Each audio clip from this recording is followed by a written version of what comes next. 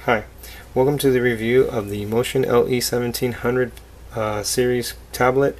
This particular tablet is a Cintiq-like alternative for artists who are actually on a tight budget. On this machine, you're looking at 3 gigs of RAM with a Windows 7 64-bit operating system. It has a Sketchbook Pro for the software, and also it's a 1.5 gigahertz processor. There's a bunch of different versions of this particular machine. Intel Core Duo would be one of the things to look for.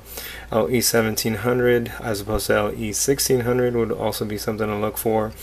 And obviously the gigs of RAM, and of course the solid state drive, the higher it is, the more pricier it'll be.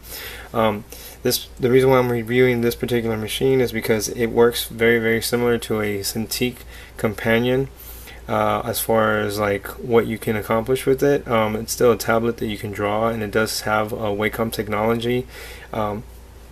People might be hindered by the fact that it's only 256 levels of pressure, but I'm going to do some sketching so you can kind of see how accurate and how much pressure you actually need for doing some drawings. This is really ideal for an artist who's on a budget and does not want to actually spend no more than maybe $200 total for a machine like this, and again, ideal for somebody who still wants that Cintiq-like feel of a machine and not have to pay that money to get it. So here we go. I wanted to talk a little bit about precision. If you look at the actual pen to screen ratio, you'll see that it's really tight. It's really ideal. I can do really thin lines. I don't know if the camera's capturing that, but as I'm putting more pressure, they're getting heavier and heavier. Also, I'll just do some really light and then go really heavy, so you can see just how accurate it's picking up whatever it is that you need. Also, you still get the functionality, what's really great about the machine. You still get the button functionality here on the side.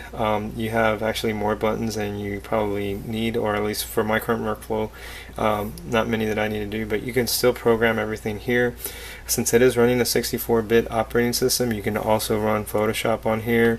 Obviously the ideal machine setup would be 4 gigs of RAM with Intel Core Duo or Intel Centrino, and of course the 1.5 processor or higher. I don't know if it goes up to 1.7, but I'm not sure.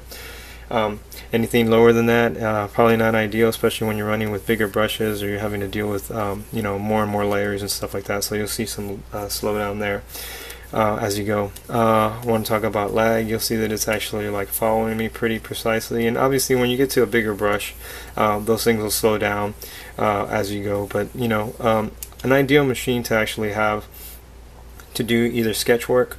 I would say even if you really wanted to, you could do some finish work on here. I would probably do one project at a time and maybe save to an external if you wanted to go that route. You can upgrade this from what I've seen up to a 256 solid state drive on here. It's not that hard to do on these machines. It's pretty easy to fix and mess with. I'm not a big fan of messing with that kind of stuff, but you know, if I have to, I can go in there. On this machine, I basically moved it from a 2 gig machine to a 3 gig machine. I just put a 2 gig RAM that I had left over, and I left the 1 gig in there, and it automatically left it, you know, read at 3 gig.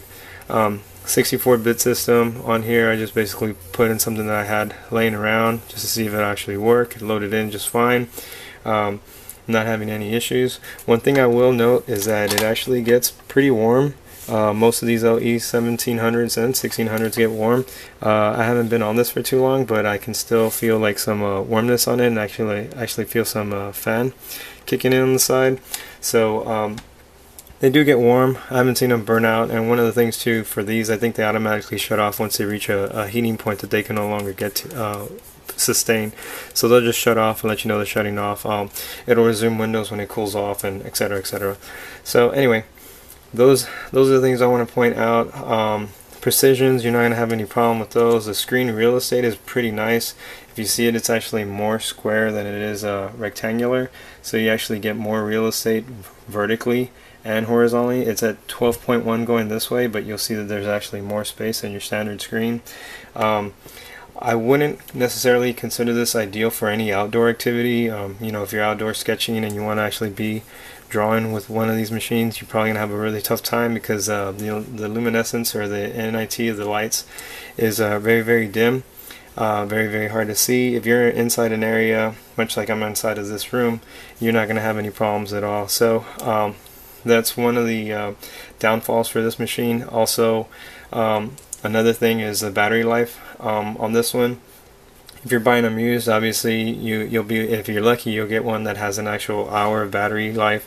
But if you buy them brand new, I think the battery costs you about 40 bucks brand new, and at least what I've seen on eBay, they do warranty them for 3 years, which is odd because I don't know if the battery will actually last you 3 years. So maybe they'll give you a new one at the end of 3 years, but I'm not sure. Those batteries probably last you maybe 2 hours, so you might want to like buy 2 batteries so that you can have a backup.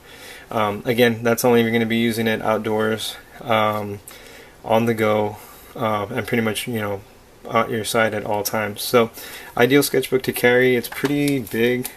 I would say about an 8.5 by 11 page, and you can rotate the screen right side or left side or even vertical if you really wanted to. It's I wouldn't necessarily call it thin. It's going to be very weight wise, it's going to be very similar to, if you see my other reviews, to the 3400 and 3500 and soon to be 3600 reviews. You'll see that there's buttons here you can set up every which way. I like setting up this one with my, you know, pan in the middle, undo and redo on the left and right, and then zoom in and zoom out on those. Precision on these, again, I don't know what motion does, but they're pretty accurate. I really like them. I'm always happy with the results that I get with these.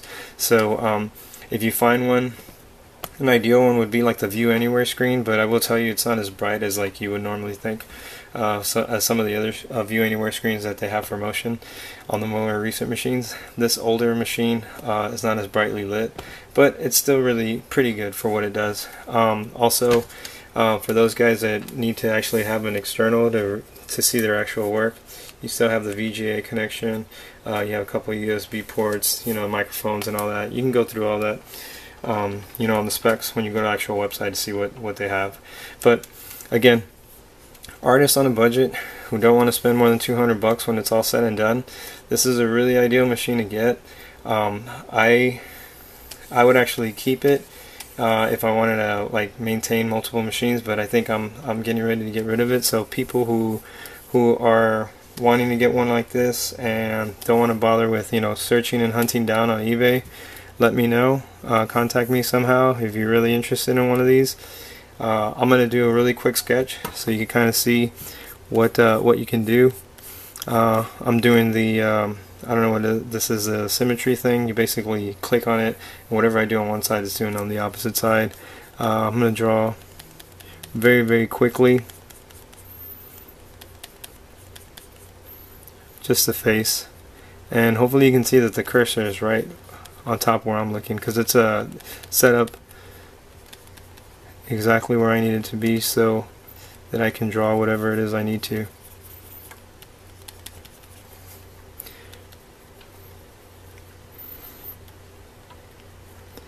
And I'm sorry if I'm quiet. I'm trying to just kind of concentrate on what I'm trying to draw here. I have the camera right in front of me at the same time that I'm actually trying to draw here, so some of it's getting a little bit in my way, so you'll have to forgive me.